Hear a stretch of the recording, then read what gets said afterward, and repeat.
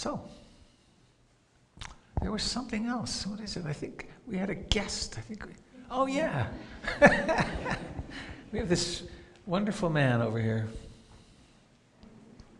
Come on up, Richard. This is your moment for this. I will do the official application of the earphone. You're going to put it on? I'll put it on the bed.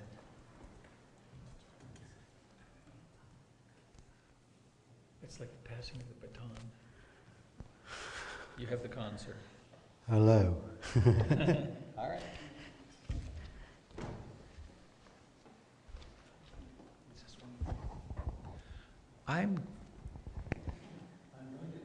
You've got to turn it on.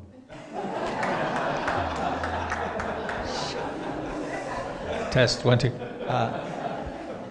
One of the things that we need often for the website and so on are pictures. And I'm going to be taking some pictures today. Is there anybody who really does not want to be in a picture from a distance and won't be up close? Please feel free to say so. I would just not do that. Me. No, I'm joking.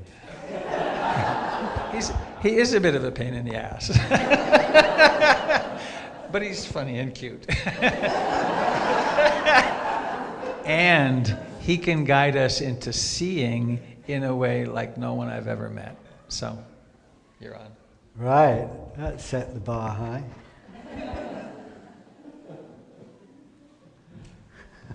Thank you. Well, a real pleasure to be here. And marvelous.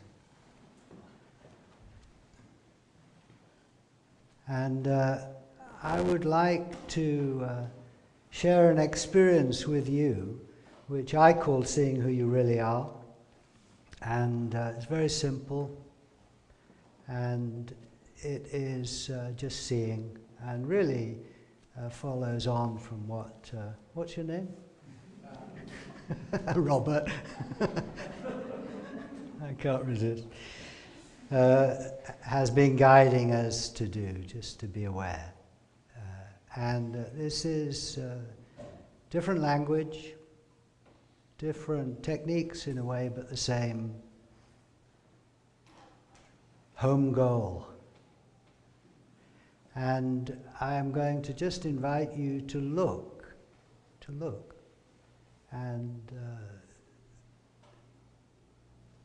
And what we're looking for is the one, who we really are, which is nearer to... You all right? The artist is having trouble with this in the pictures. Oh.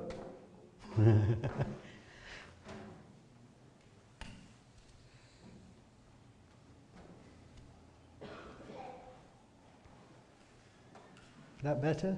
Okay. He's so hard to please, I tell you.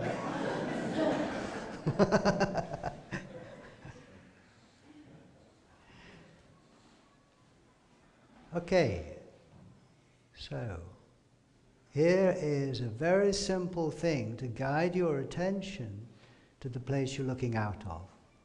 It's very simple. I want you to hold your hands out in front of you like this. And so you can see your hands and you can see the gap between your hands. And I'm going to talk you through it so you don't really have to look at me, but gradually bring your hands towards you past either side of your head and watch, see, and notice they get bigger and bigger and wider and wider. There's a point where the whole room is between them, and then just keep going and you'll see your fingertips disappear and then your fingers. And keep going, and then your hand disappears into what I call the great void, the place you're looking out of.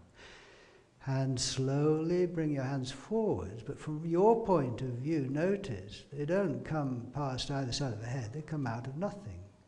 At least they do for me. Out of this stillness, this open space, and get smaller.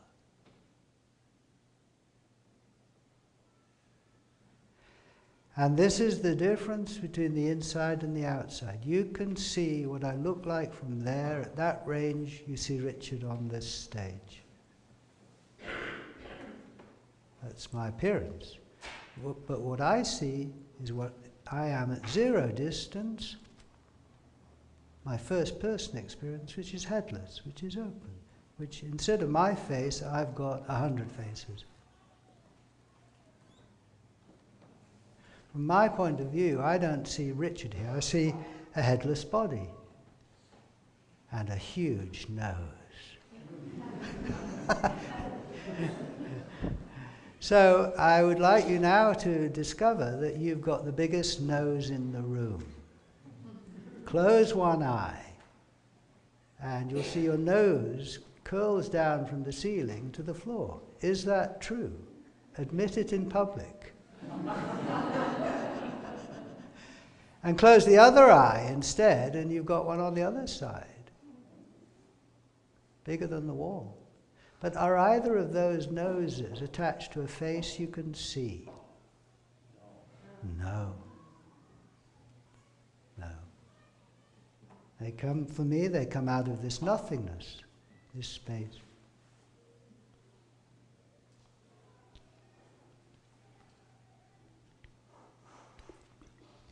Well, that's it, Robert.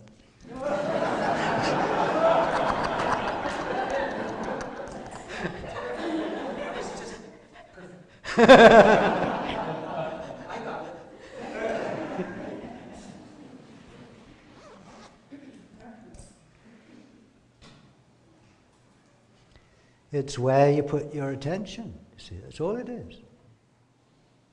But this does make sense. For example, you say, well, Richard, you've got a head. You've got one nose and it's in the middle of your face, and you've got a background. I said, well, that's because you're looking at me from several feet away. But if you came up to me with the right instruments, well, first you'd see just my head and then a patch of skin, and closer to you'd find cells. Go up to the cells, you'd find molecules. Go up to the molecules, you'd find particles. Almost nothing. So from over there, I'm Richard, but you come up to me and you lose me. And it would be the same if I came up to you. This makes sense. And in coming up to me, you're kind of saying, I wonder what you are. I wonder what you are. You look human, but are you? You come up to me and say, no, you're not. God, you're almost empty space there. That's amazing. But what are you right at zero distance, Richard, you see? Because we can't quite get there. We almost get there, and you're just wisps of energy. But what are you? Right at zero distance. This is the question, who am I really? Not just what do I look like, but what am I really? And I say, well, thank you for telling me what my appearances are. These ranges, like the layers of an onion, like peeling the layers as you come up to me. But the wonderful thing is, I am at zero distance from myself, and I am in the perfect position to see what I am at zero distance, which you're not, see. At all these ranges, and you could go further away and look at me from the sky and see Portland, and further away the planet and the star. And these are all layers of your appearance, layers of your body. And you need every one of these layers to be, to breathe. You need your lungs, you need the cells that make up your lungs, you need your atmosphere, you need your sunlight, your star, your galaxy. It's one living system. And we identify with all these layers all the time without really thinking about it. I identify with my body, see, my family, my city, my country, sometimes my planet, my star, my foot. All the time, I am thinking and feeling and acting on behalf of different layers, you see. But now I say, well, who is at the heart of all these layers? Who am I really? You can't tell me. You can tell me about the layers, but you can't tell me what I am at zero distance because you're not here. And I don't have the authority to tell you what you are at zero distance, because I'm not there. I can tell you what you look like now better than you can, right? Because you can't see you now. A mirror can tell you what you look like, but at this range, shows you your human appearance, or further away your whole body, you know, but neither I nor the mirror can tell you what you are at zero distance, because we can't get there. But you can. And you can look and put aside for a moment what everyone is telling you about yourself and look and discover this amazing treasure. It's amazing treasure. And so here's another little experiment to guide our attention to this incredible place. First of all, take your finger and point at the floor in front of you and look. This is seeing. And you see the colors and shapes. It's a thing at this range. It's a carpet. You know, go up to it and it's fibers. But from where you're looking now, you see the carpet. Now point a bit closer and point at your foot. And look, the shape, the colors, the shadow and light, even the movement. Point up at your knee now and just look. The colors, shapes, textures. Point at your torso. See? Now point back at where others see your face, like this. And just look at your own finger. Where that finger's pointing now, do you see your face? I don't. Do you see any colors or shapes? Any movement? No, I don't. At zero distance, I'm empty, clear, still, open, silent.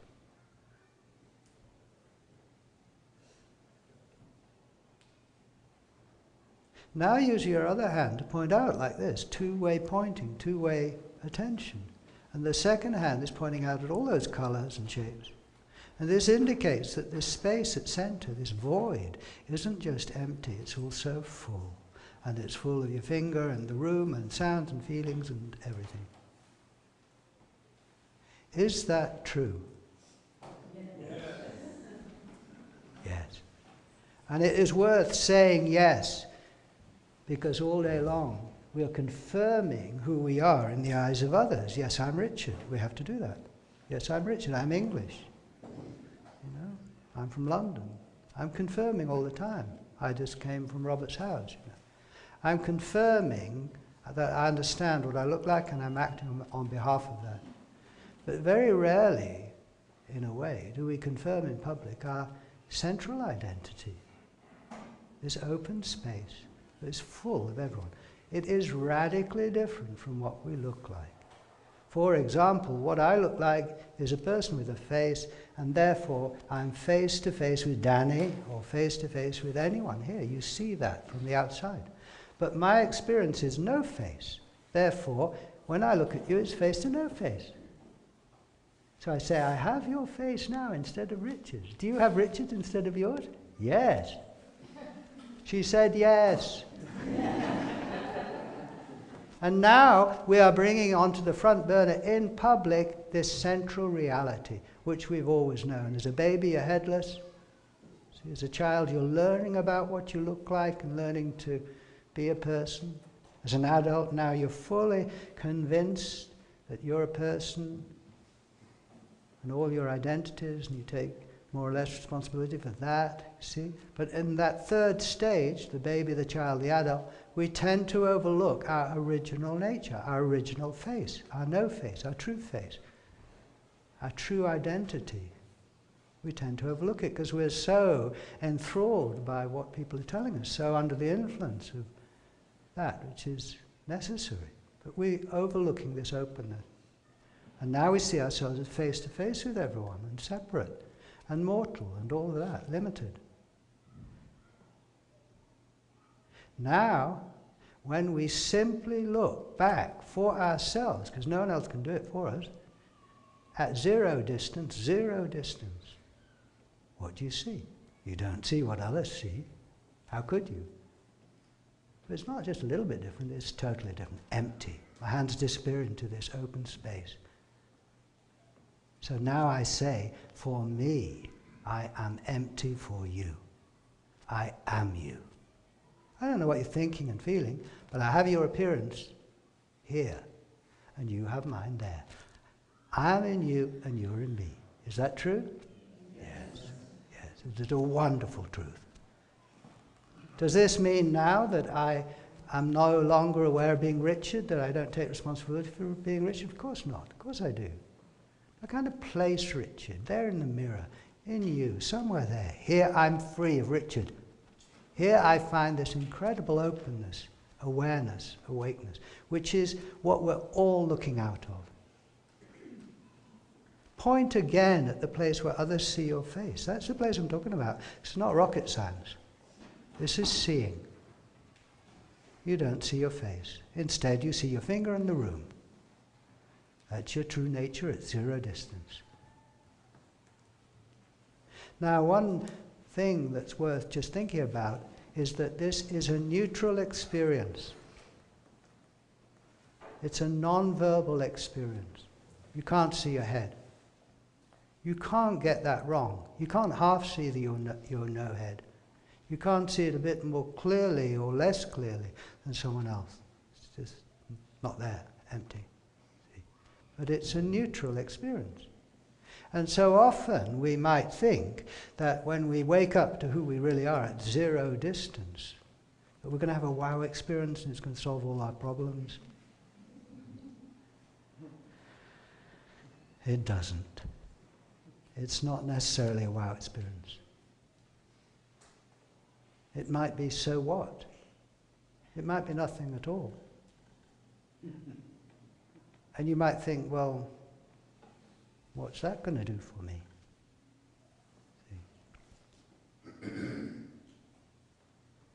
The thing is, if you're looking now, not just at me, but also where the place you're looking out of, we'll call this single eye, you've got your own reaction to this. I've got my reaction. I'm sharing my reaction to it, you see. My reaction changes all day long to this being aware of this openness. Each of us has our unique response to this. It's perfect. There isn't a right way of responding to this. There isn't a right way of thinking about it. So, hold your hands out like this, and you see two holes. With a dividing line between them, a different picture in each hole. Now slowly bring your hands back and put them on like glasses, or even use your glasses if you like, and notice what happens to the dividing line. So keep going and put your hands right on. Now what's happened to the dividing line? It's gone, hasn't it? The two become one. Magic. Two become one. Now bring your hands and just go all around the edge of your view.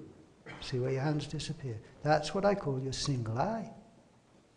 It's big, isn't it? You see, you look tiny. You look tiny from here. But how big are you from there? You're immense, right? We're going back to square one and taking a fresh look at what it's like to be oneself. Now, when you look out, you'll see lots of objects in that direction. And you can compare them for size. So, the table is bigger than the bowl. It's relative, right? But the bowl is bigger than this piece of paper. Or any two objects you look at in the room, one is either bigger, smaller, or the same size, roughly, as the other. Now be aware of your single eye. How big is it? I don't find a second one on the right to compare it with. There's only one eye, right? You only see one eye, one consciousness. There it is, staring you in the no-face. You're looking out of it. If you want to hide something really well, put it in full view, because no one's going to look. Something really valuable, you're going to hide it well.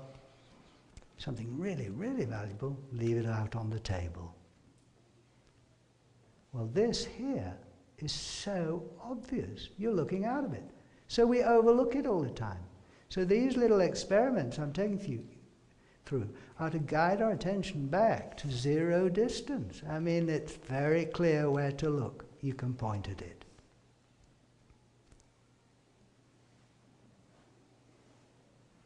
So I can't say how big this consciousness is, this single eye, because there isn't a second one to compare it with. See, now we start to look at the way things are actually given, rather than just what we're being told.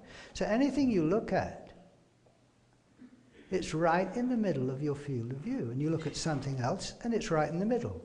True? You move, and now that's in the middle. And it's most in focus, and everything else fades out as you get towards the periphery. Are you with me? And then there's a point you can't see anything anymore. We call that event horizon, nothing more. Or I say, at that point, it disappears into the void, right? Vast openness, as wider than the world, and up and down. Vast, clear clarity. Who would have thought? So obvious, you're looking out of it. One eye, not two. See? This is a unique experience. If you look at a cushion or a table or anything, it's got a boundary. And you can see something all the way around that edge.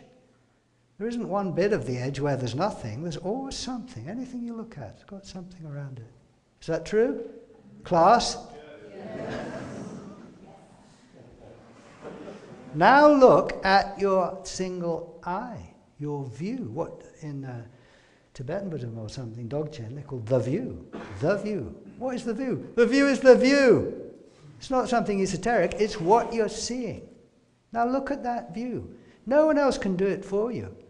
You don't need to read a book about it. You look yourself. Now look. Everything within it has got a boundary and something around it. But then you open your attention to the whole view. That's a very weird boundary, because there's nothing around it. That's magic. That's clever. The whole thing is hanging in the void, in nothing, in space, you see. It is open, empty. And therefore it becomes what is in it. A thing keeps other things out. I keep that stand out. I don't want it to come in. But the nothing where you are lets everything in, doesn't it? Yes. Yes. Yes.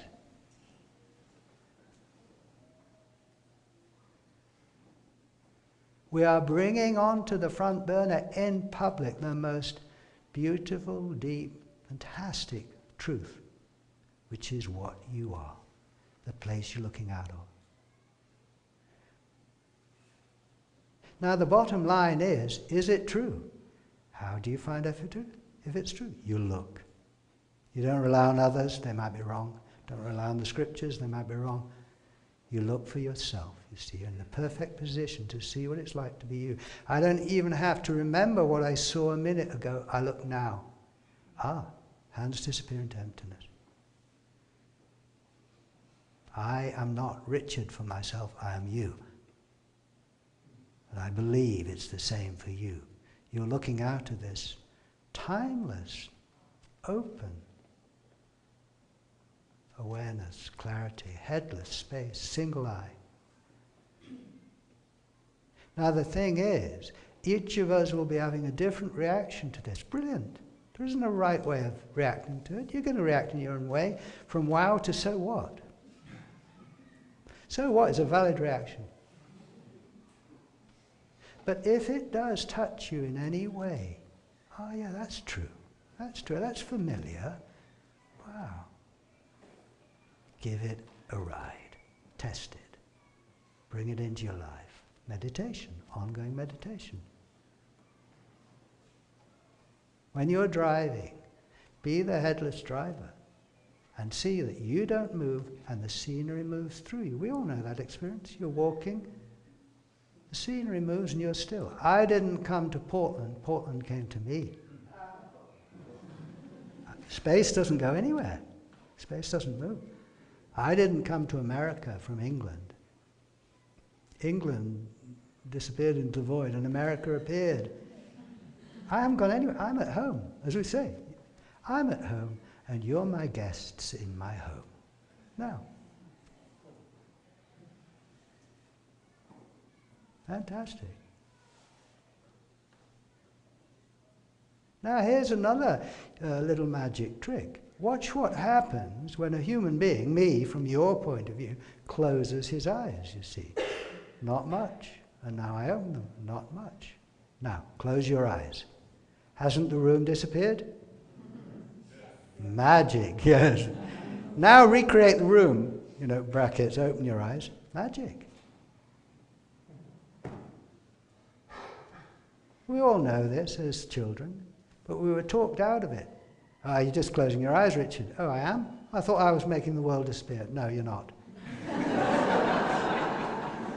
Well, it seems to me that I am. Yeah, but we're a lot more people than you are. You're one and we're hundreds. And we tell you you're just closing your eyes and you do not make the room disappear. So grow up. And you do not make the world spin. You're turning round. And it's getting me dizzy, so stop.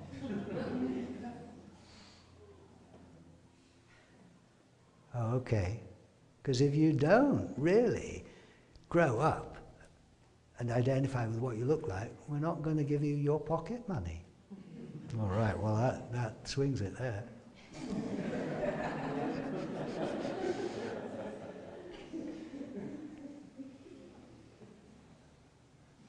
Now we are reclaiming our wealth. Because the one you are is so poor, it is nothing, and therefore it is immensely rich because it is everything. If you're a thing, you might own a lot, but you don't own everything. But when you see you're no thing, you are everything. This is simply true.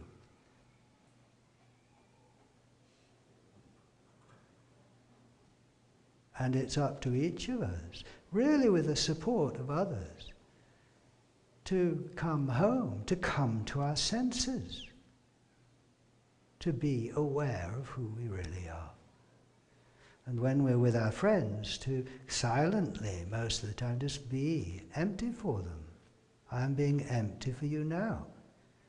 See, I am consciously just enjoying, really. I mean, it's not work, it's play. It's enjoyment. I am being room for this room. My hands are one on one side of the room and one on the other. And they come out of nothing. It's there. Magic. Now you know exactly what I'm talking about right now, yeah? My hands now just come out of nothing. And then disappear. Magic.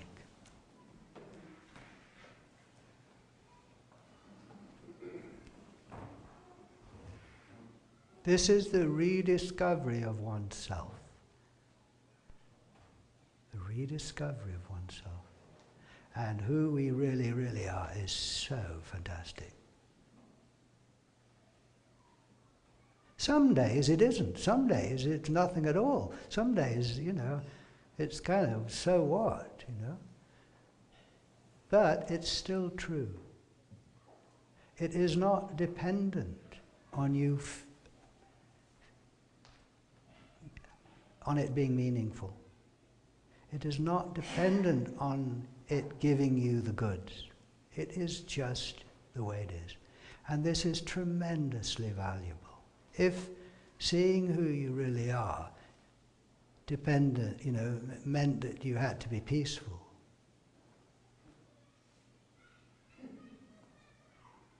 you wouldn't achieve it.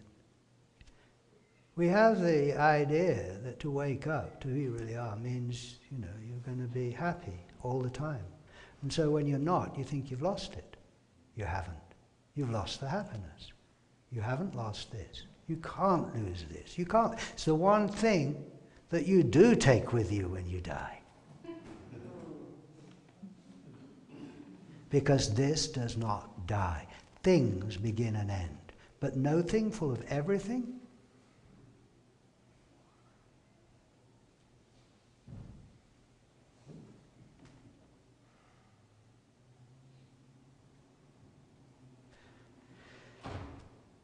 Close your eyes again and be aware of the darkness with flecks of light in it and so on. Now, how big is that darkness? Well, I don't find a second one on the right to compare it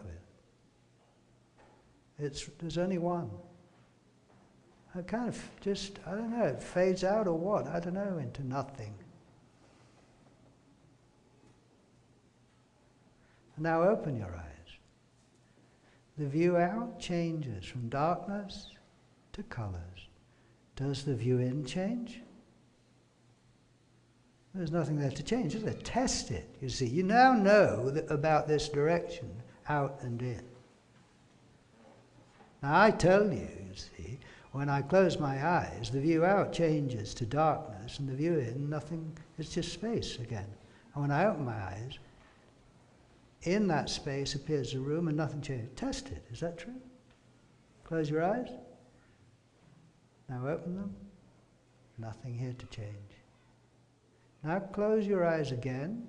See, there's darkness.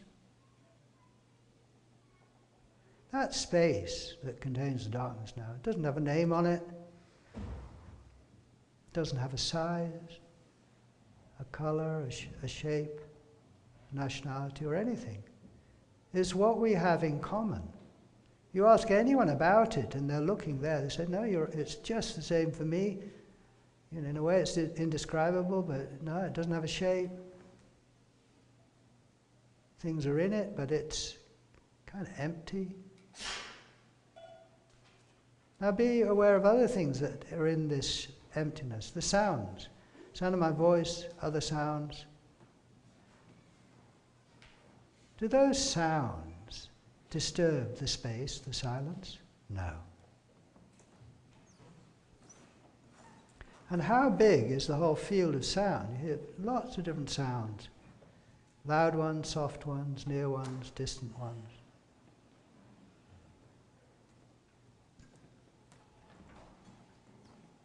I can't say how big this whole field of sound is, because I can't find another to compare it with. It's happening in this consciousness, this silence, along with the darkness.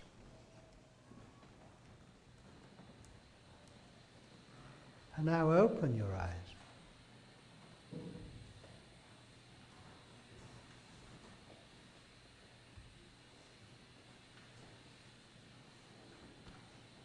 All the sounds going on in this clarity, right? The colors, the sounds, the movement in this open space, in you. You embrace everything, the sounds, the colors. And even the loudest sound does not disturb this silence. How could it? In a way, it's where the sounds are coming from and where they're going back into. True? Yeah. You might think of it differently. Great. If my words don't fit, find your own, or don't bother with words at all. Now close your eyes again. And be aware of body sensations. I mean, take the sensation you call your right hand. You have an image of it. But on present evidence, what shape is that sensation? I find it hard to say. Does it have a color? Don't think so.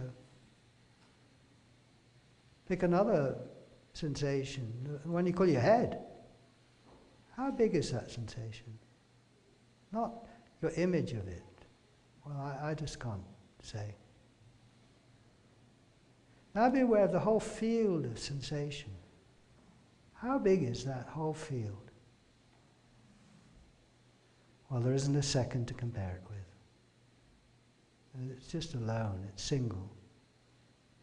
And then just kind of floating in the nothing, along with the darkness and the sounds. So if I identify with my sensations, I say, I can't say how big I am. I'm not inside anything. So now open your eyes. This is all for exploring. Not just now, but whenever you like. But be aware of your body sensations. In my experience now, I can't say what shape the whole field of my sensations are, or where they are. They kind of blend with the whole room. I've been taught, as I grow up, as a baby I was just at large, at large. Be aware of the sensation of your back. As a baby, did you know that was your back? What color it was? How wide it was? Where it was? No. You had to look in the mirror and learn to marry the image with the sensation, you see. On present evidence, when I look again, no image there. Floating in the nothing. This is very healthy. As you grow up, you see, you learn to marry the image with the sensation, and you kind of think of your sensations in a box here, and say, we feel constricted, self-conscious. It's kind of seeing yourself from outside through everybody's eyes. So my sensations must be in this box, and my thoughts must be in this head. When I look, no head, no box. My sensations are at large, blend with the room.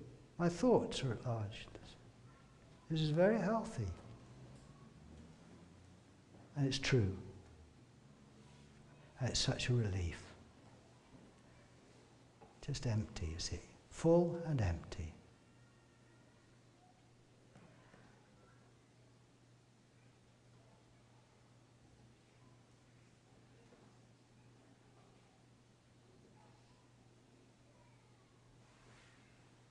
Now, this is infectious. It's funny. I don't know really what that means, because infectious seems to imply two. What A is going to infect B. But I'm seeing there's only one. And yet there's a feeling of many, you see. Now when you're a baby, you're headless in these terms. You're built open. And you just look. And you're not learned yet that others are looking back, right? They're just pictures in consciousness, see. And you just look again. I was looking at Robert's dog this morning, and it was just looking. I kept looking, and I kept looking, and I kept looking. It was just looking. And then I just went. And then he went. But that's like a bit like the baby, you know? And the baby gives you, the adult, permission to drop your face. Because it doesn't have one, you see. It just drops your face. You just drop your face. And you enjoy. It is non-verbally saying to you, I'm headless, see. I'm open. I'm not self-conscious, you see, yet. Come and join me. Come and join me. Right? You say, oh yes. You say, oh yes, thank you. Yeah. So it's sort of infectious. Gives you permission, without you really necessarily knowing what's happening, just to be. Drop your appearance. You know, there's the Dead Sea Scrolls, which were discovered in the 40s or something by the Dead Sea, and are kind of meant to be sayings of Jesus by the Essenes. They collected them and stuff. Discovered, 2,000 years later or more. And some of them are complete and some are not. But in one of them says something like, the disciples asked Jesus, when will the living one appear? And Jesus said, when, like little children, you let your appearance drop like clothes at your feet. See? You let your appearance drop. Or you leave it where it is in the mirror. Douglas, who developed this way, said, I look in the mirror now and I go, thank God I'm not like that.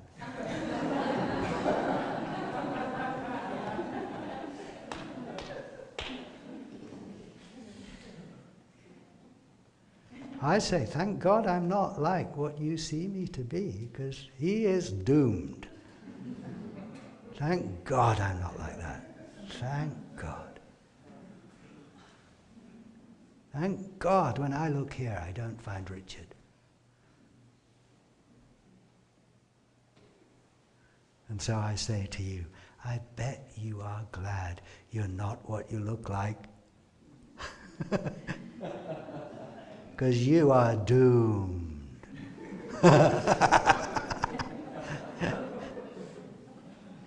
But not at zero distance. You see. Because when you look there, your face drops. So the baby gives you that sort of, you recognize it. Ah, well. Then the child, you see, as a child, you were starting to look in the mirror and learning to kind of put that face on, identify with it. And everyone's saying your name's Richard or whoever, or, you know, and you live here and you're a boy or a girl, and you better take this on so that we, you know, so you can operate and learn to live in the world. And I know you can't see the room down there, but there is one, you know, and tomorrow. So you learn to kind of go outside yourself and see yourself as others see you, which is with a head, with a name and an age, you see. But this is a process, and you don't just get it in one day. And often you resist, you know, no, I'm not a little boy. You know, I'm not small. I am the center of the universe. See? No, you're not, you see. The terrible twos. Terrible twos are kind of trying to hold on like mad to who you really are in a way. I am the source. I am the one. I am the only one. Obey me.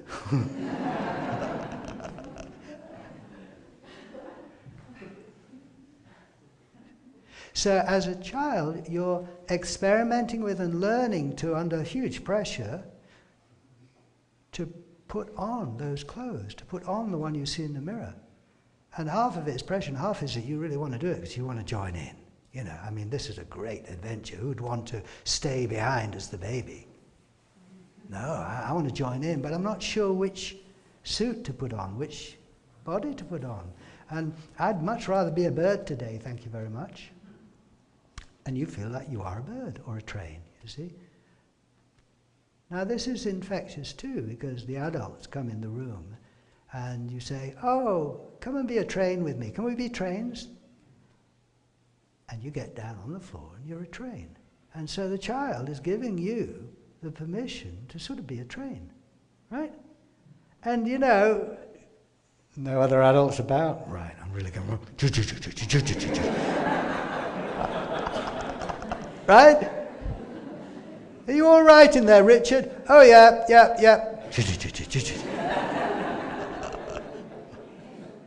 So the child is giving you permission to be all kinds of things, to be flexible, to try things on, to make things up as you go along, not to be fixed, to be flexible.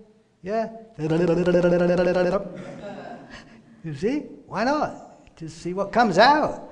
Let's do a drawing. Yeah, you see. So it's a very creative, fun, playful, and the child, it's infectious, gives you permission to be that way, you see. But communication is always two-way. It's funny.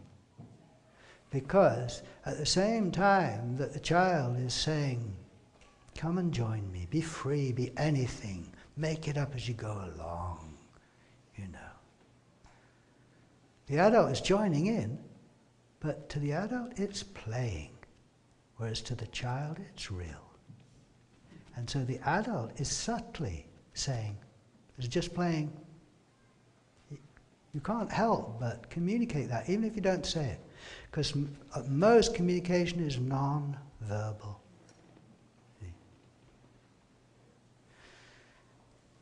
So that's why if we like being around children, that's probably why, you know, it's just giving you permission to make it up. See?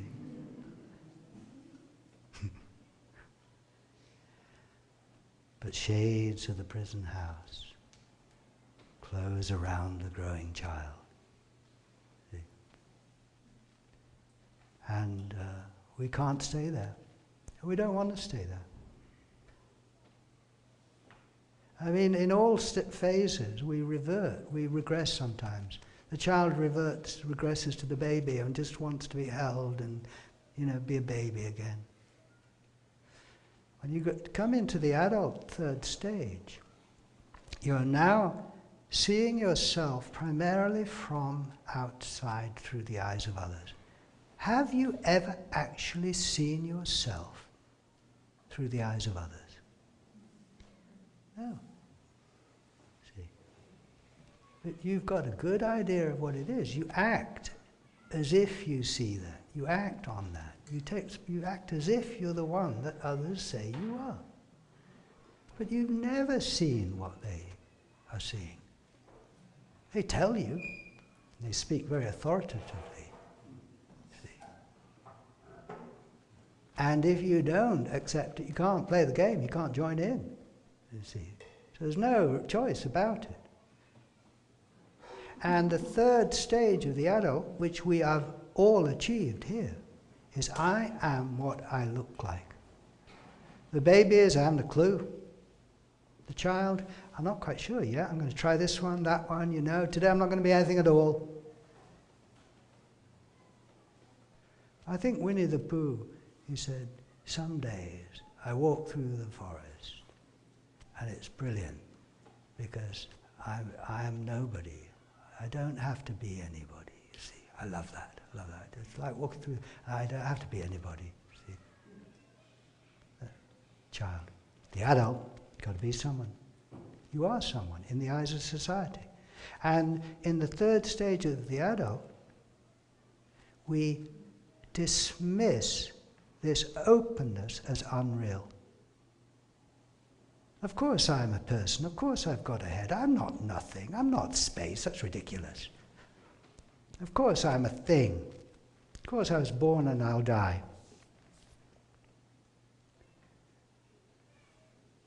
And one of the reasons that we dismiss this open space where we are as unreal is because no one else can see it. Right? Everyone else can see your head. No one can see your no head. So it can't be real. Everyone else sees you moving around the room and the world. They don't see the stillness where you are in which the world moves. So the stillness must be false. It's a romantic idea, a mystical idea. This boundlessness where you are, don't be ridiculous. We can all see you've got boundaries. We don't see your boundlessness. Oh, it can't be real, you see. And so we accept everyone's opinion about who we are, except our own experience. And then we think that that's what life is about. The adult stage, the third stage, is life is about becoming aware of which body you're in and making the best of it. And then you die. What was that about? All our, as a child and a teenager, you could dreams of what life can be, And then, what is it? And in this view, the third stage is the last stage. Now you've grown up, you're fully mature, you've found out who you are, you're one person, you're nobody else, you're not a bird. You can't just choose to be someone else, you're going to make the best of what you've got. You're not in control, accidents happen, life doesn't go according to your plan at all, really. If you pay attention, practically every hour something goes wrong, at least does it for me, when I first arrived, I got locked out of the house in the shed.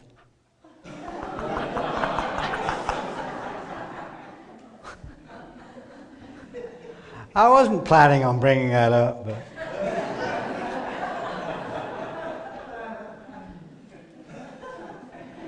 I won't say any more about that. Ask Robert later. So the third stage is, well, that's it. Maturity, according to the third stage, is I have found out which body I'm in, and now I'm more or less taking responsibility for it when it's convenient. I didn't do that. Yes, you did. No, I didn't.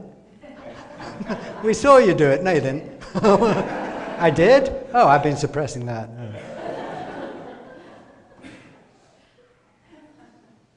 But it isn't full maturity. It isn't the final stage. That's the trick, in a way. There's another stage which many people don't even hear about, never mind walk into and enjoy. And this is the fourth stage of the seer. And very simply put, it is reawakening to your point of view. The whole journey so far has been awakening to other people's points of view and being that, and that's what is necessary. But now we take a fresh look at what our own point of view, which does not negate or deny or ignore the other point of view, it deepens it. I now awaken to what it's like here, not just what it's like, what I am for you, but what I am for me. Yes. And my hands disappear into this open space that I knew as a baby. Now, in the third stage of the adult, that adult stage is highly infectious. The adult stage is, I'm in a body, you're in a body. Just as the baby is, I'm headless, come and join me, you're really headless. The child is saying, I can be anything, come and be that with me. The adult is saying, I'm in a body, you're in a body. I'm behind a face, you're behind a face. I don't even have to say it, we accept it. And when I look at you, if you were a baby, you wouldn't feel looked at. As a child, you'd probably play with it. As an adult, you say, what are you looking at? Why are you looking at me? I feel self-conscious. You're making me feel self-conscious. Don't look at me that way. I only have to look at you. I don't have to say anything and you feel looked at. True? You see? How powerful is that? And now if I bring gestures into it, you know. This finger, you get the feeling it's pointing at me, a thing, a person, what I look like. You see? And so, in any social gathering of adults, what is going on, verbally and non-verbally, all the time is, I'm in a body, you're in a body. I'm a thing, you're a thing. I'm separate, you're separate. I'm limited, you're limited. And then all kinds of complications on top of that, but that's kind of basic transaction.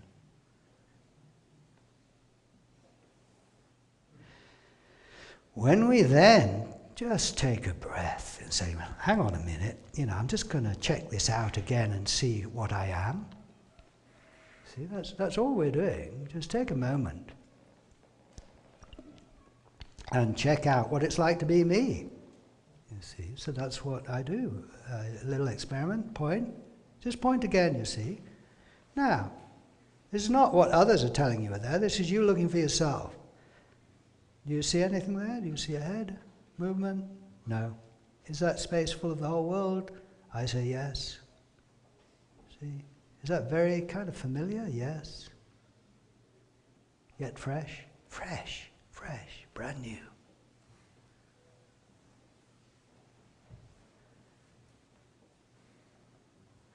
And this, in a way, is easy. The other is hard, learning to find out which one you are and taking, it's still hard work. But this one is, And that's why people walk past it, because it doesn't involve all that hard work, it seems. Remembering who you are and take responsibility. And no, it's just look like a child, like a baby. Says, that can't be valuable. it is value of a different order. And this is, strangely enough, is highly infectious. But it's infectious there's something new to it, you see. Because I'm still operating. You know, when evolution doesn't cut off from the past, it brings it with it. And what I bring with me is my adult stage. I'm in a body, you're in a body. I'm on this platform and you're there. You see? I'm behind a face. We've got that going. That's brilliant, you see. But now at the same time, we're bringing onto the front burner, I am also space here for you. I am in you, you're in me. I am not in this room is in me. In this space, it's within me, see. Like you've got invisible arms around the whole universe. You do. Yes, you gather it up. There's not an atom outside you. This is your nature. And because we've gone away from it, we come back to it with fresh eyes. The prodigal son, this odyssey, away and back, you see. Now you're returning to the place you never left and seeing it as if for the first time, you see. And what a contrast. You thought you were small. You thought you were a tiny person. You are. But here, you're immense. You thought you were contained in this little box, you see, so lonely and separate. Alone. Alone by exclusion. And now you see you're not in a box. You contain everyone. You are alone by inclusion. This is true. This is not working yourself up. You have your own reaction. I'm sharing my reaction to this simple reality, this extraordinary reality. See? My hands disappear. See? I'm looking at a single eye. I have no face. I have your faces instead of mine.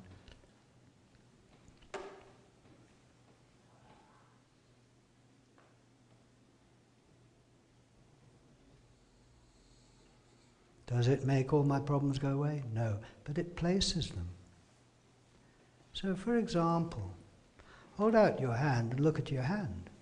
And you see the shape and color of your hand, and it's against a background, it's got an environment, it's got an edge. And be aware of your arm, and your arm comes back and disappears into the great void here. It's coming out of this openness, you see. And so you see your hand there, the colors, and no color here, or the shape there and no shape here, or the movement there, just move your fingers. There's no movement here, is there? You see any movement right where you are? No. See, right. Now make your hand into a fist, make it a little bit tense. Your hand has got tense, it's stressed. Does the space you're looking out of get stressed? It doesn't to me. Stress is in the hand, not the space is empty for the stress. Stress-free space, you see. Now relax, you see.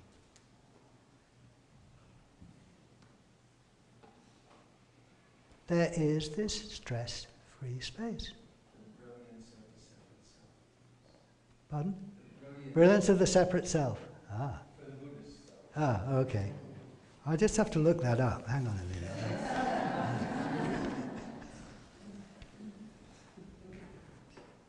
The brilliance of the separate self.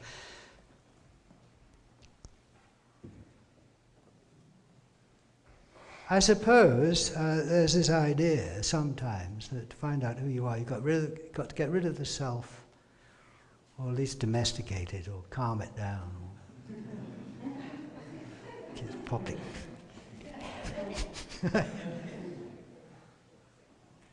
But just as we saw then, when you make your hand tense, it does not affect the space. The space is stress-free.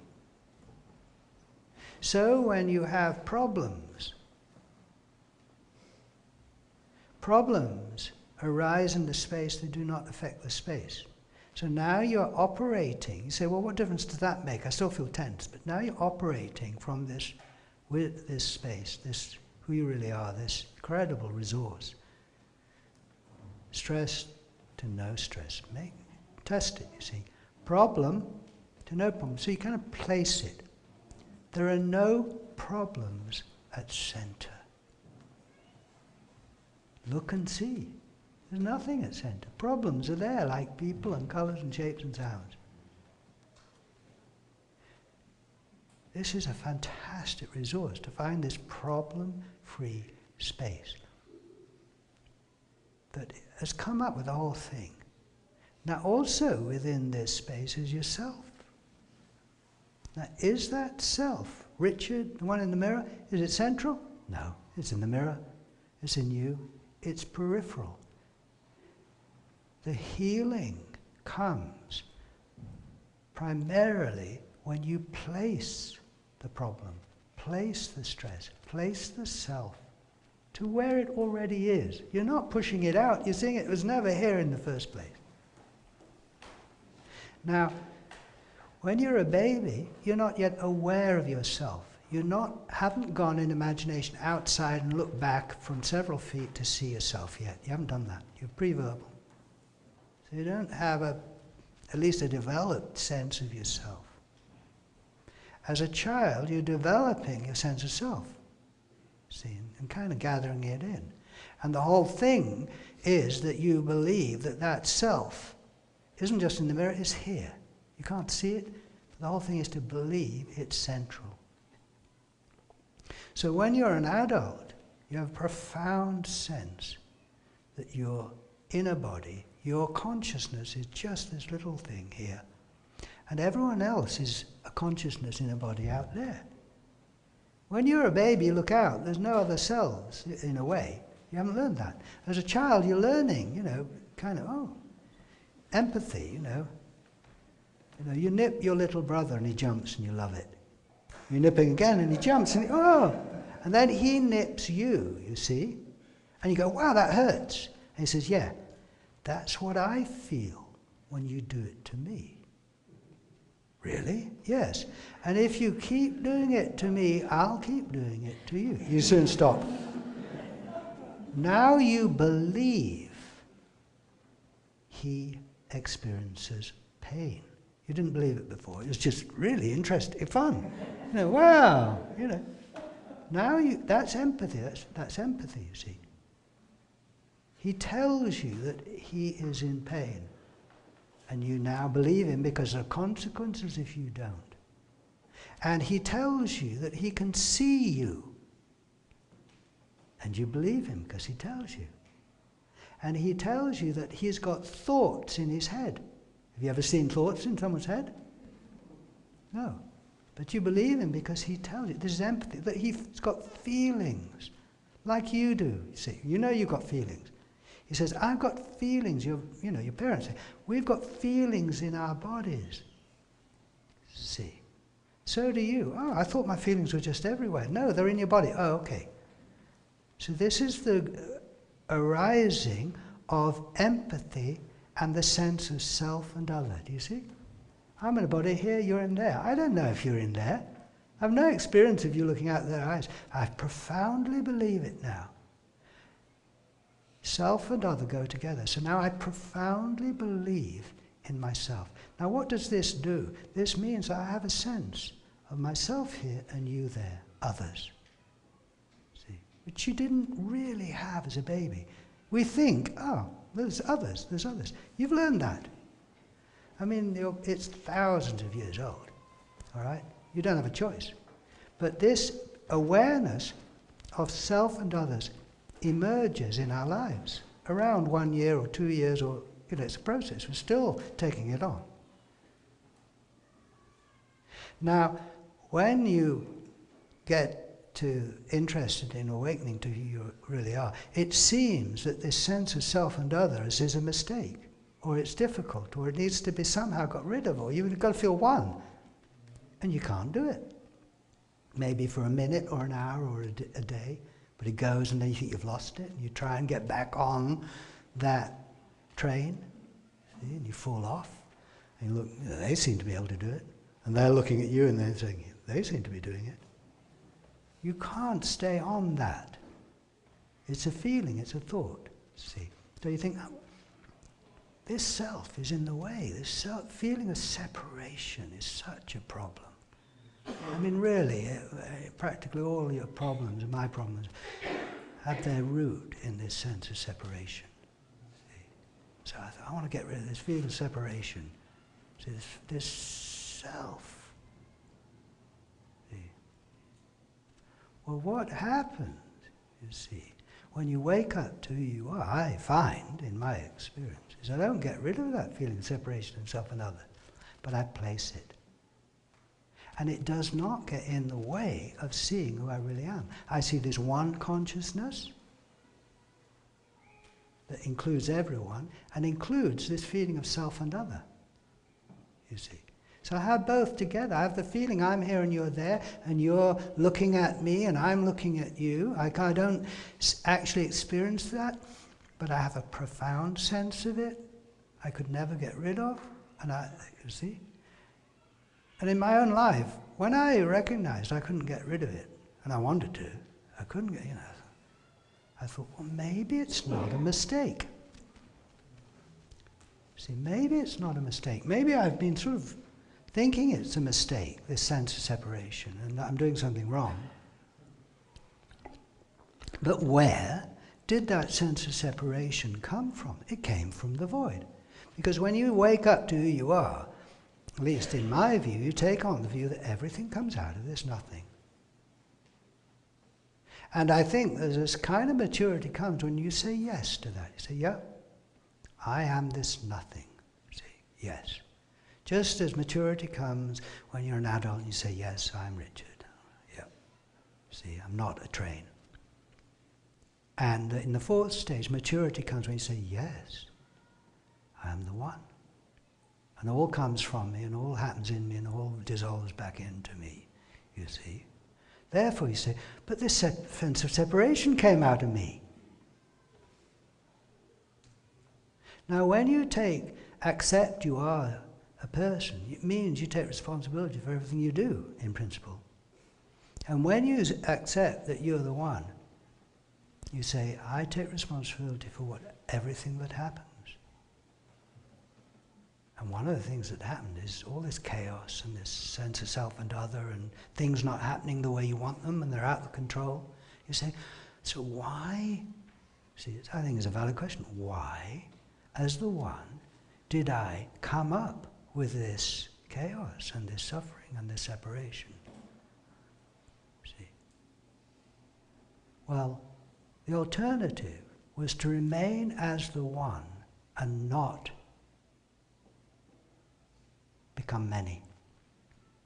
Because this journey is the journey of the one when you're the baby in a way, or in the womb, as in all these great scriptures, the one. It's the journey into the one becoming many. Not as an idea, but as a really deep sense that the one is many. And to get to that profound sense, have I got to finish? 5 minutes? Yeah. Ah, we can all be trains. Get ready. So,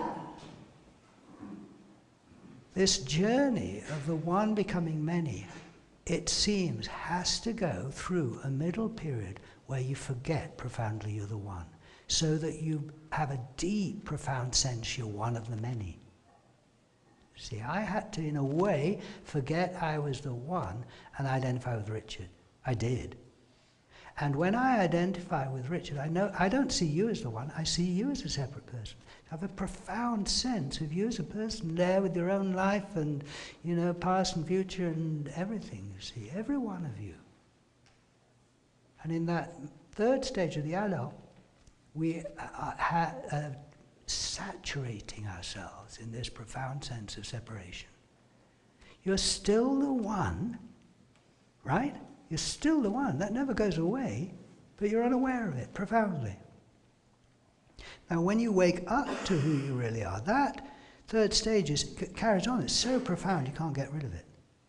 But then you say, so why did I come up with that whole journey? Why did I just stay in bliss and oneness and just... Because I wanted to share the astonishment I have at being the one. And if I'd stayed as the one and hadn't gone through that journey, I wouldn't have anyone to share it with. It's just one, right? It's just one. I mean, brilliant, but no one to share it with.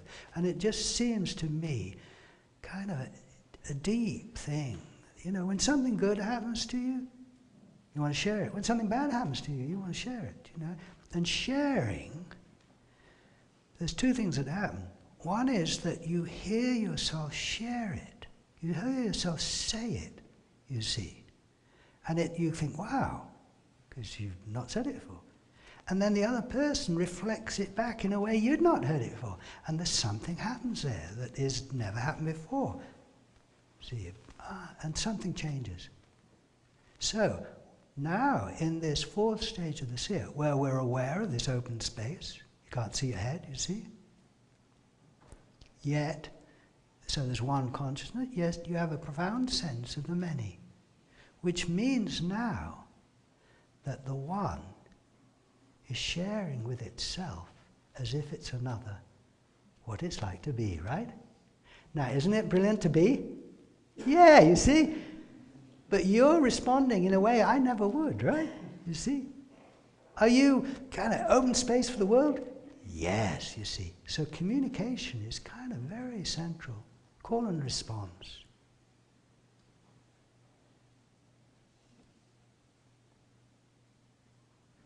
And all kinds of things come out of this, you know. Love, relationship. You say, well, if I was the one, surely the world would do exactly what I wanted it to do. No, obviously not. So therefore you wanted it not to do what you wanted. You wanted an adventure. You didn't want to know what was going to happen. You wanted it to be out of control, more or less. That is an adventure. There's a very high cost to this. Our suffering, you know. But I say it's worth it. And when you wake up to who you are, you see this is the healing. See? So great to share this with myself. But since you are the one too, you understand. And there's lots on our website if you want more information about this way, headless.org. We have ongoing free video meetings, great fun. We have meetings, Brighton Bush in June. Lots of friends around, it's infectious. So, if you want to hang out with other headless seers, there's lots of us around.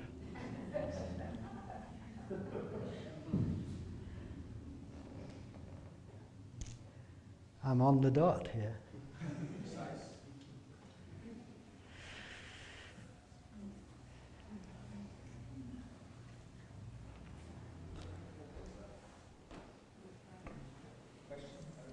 Any question? All right, yeah, I'm not going anywhere.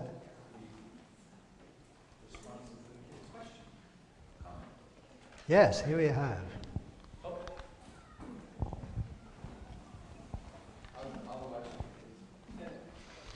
Thank you for coming and sharing your wisdom, Richard. I had a thought that popped into my head, and it was that wouldn't your job or your work or your sharing be so much easier if you could somehow just crush all of the mirrors that are out in the world? No, it wouldn't, because you see, the whole development from the baby is becoming aware of yourself as this individual. And this is, you see, I say this is beautiful.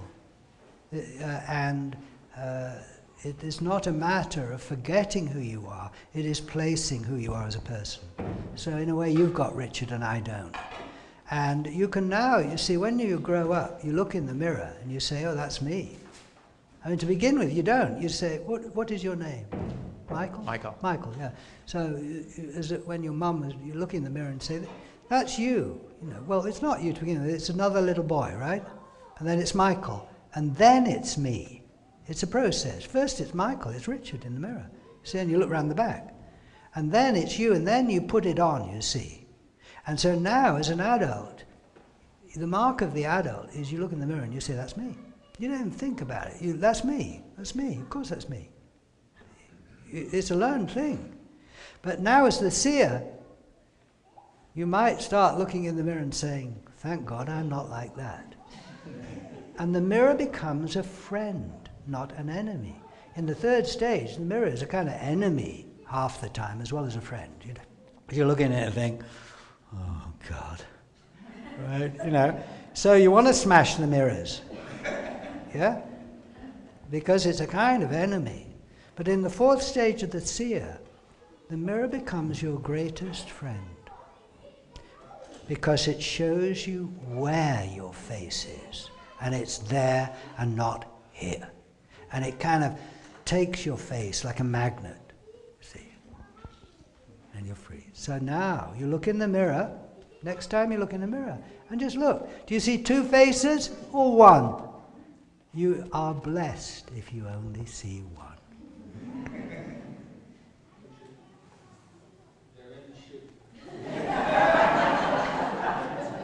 All right.